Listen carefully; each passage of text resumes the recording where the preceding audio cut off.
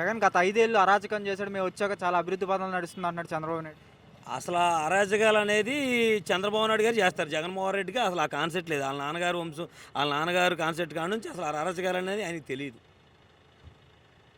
కానీ జగనే రెచ్చగొడుతున్నాడు. రెచ్చగొట్టి జనాలు రెచ్చగొట్టి ధర్నాలు ర్యాలీలు చేస్తున్నాడు. ఇవాళ రెచ్చగొడతాకి ఎవరి కార్యక్రమాలు ఏంటనేది అందరికీ తెలుసు. ప్రతి ఒక్కడు రైతు కూడా ఎలా ఉన్నారనేది వాళ్ళకి తెలుసు. ఎవరు రెచ్చగొడితే జనం లేరు.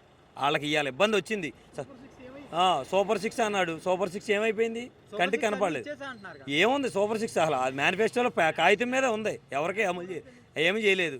గ్యాస్ బండ్లు 3 బండ్లు అన్నాడు. ఒక బండ కూడా లేదు ఎవరికి.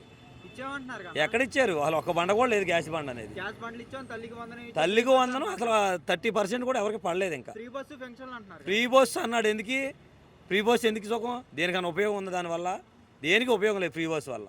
రైతుకి గత ప్రభుత్వంలో 450 రూపాయలు గిట్టుబాటు ధర ఉండేది. అలాంటిది ఇలా 200 చేసి 10 కొనమంటున్నాడు. ప్రతి ఒక్కరి దగ్గర కూడా ఈ సంవత్సరం ప్రతి రైతు దగ్గర కూడా మంచి పొగాకు ఉంది. 200 కొంటే ఏంటంటే రైతు ఎండోసాల పని దాకా చావాలి. కానీ గతంలో జగన్మోహన్ రెడ్డి హయాంలో చంద్రబాబు నాయుడుకి బాధుడు జగన్మోహన్ రెడ్డి బాధేస్తున్నాడు జనం దగ్గర అన్నారు. ఏమీ బాధలేదండి. వాళ్ళు అన్ని అరచరకాల మాటలు అన్నీ అనేక పుట్టిత్తమే. కానీ అసలు జగన్ గవర్నమెంట్లో సగం అందరూ కూడా మనస్ఫూర్తిగా ప్రతి కార్యక్రమంలో కూడా చాలా జాగ్రత్తగా ఉండి చేశాడు. ఎవరితో కూడా మాట అనిపించుకోలేదు జగన్మోహన్ రెడ్డి గారు. మళ్ళీ జనం అనేది అది వాళ్ళకు ఉండాలి. కూటమి ప్రభుత్వం ఐక్యంగా వచ్చి అనేక రకాల ఆయన ఇబ్బంది పెట్టారు. అదంతా దేవుడు తెలియాలక. జగన్మోహన్ రెడ్డి గారు చాలా మంది చాలా మాట్లాడుతున్నారు. జనసేన ఎమ్మెల్యేలు కానీ టీడీపీ ఎమ్మెల్యేలు ప్రతి ఒక్క ఎమ్మెల్యే కూడా సమాధానం చెప్పే రోజు వస్తుంది.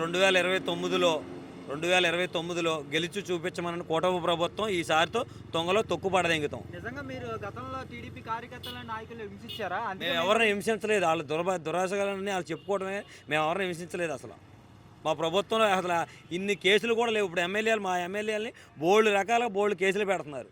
ఇప్పుడు వరకు దగ్గర లేదంటే 60 మంది ఎమ్మెల్యేల మీద కేసులు పెట్టారు చంద్రబాబు నాయుడు గారు కూటమి ప్రభుత్వం. 2.0 అంటున్నారు జగన్ గారు. ఏంటంటే 2.0 అంటే దాని రెవెన్యూ గెలిచా చూపిస్తా అంటున్నారు జగన్మోహన్ రెడ్డి గారు. వస్తాను మళ్ళీ కేసులు పెట్టడమేనా? కేసులు పెడతాం కాదు, ఏంటనేది చూపిస్తా అంటున్నారు. గతానికి ఇప్పుడు కొన్న తేడా ఏంటన్నా? గతానికి ఇప్పుడు కొన్నది ఏంటనేది అసలు ప్రజల అసంతృప్తితో ఉన్నారు ప్రతి ఒక్కళ్ళు కూడా. ఏ కుటుంబంలో కూడా అసలు ఈ గవర్నమెంట్ వచ్చాక మనస్ఫూర్తిగా ఎవరో కూడా సమకూర్చి చేసుకున్నా ఏమీ లేవు. అన్నీ కూడా ప్రజలందరూ కూడా అసలు చాలా దరిద్రంగా మాట్లాడుతున్నారు ఈ కూటమి ప్రభుత్వం గురించి.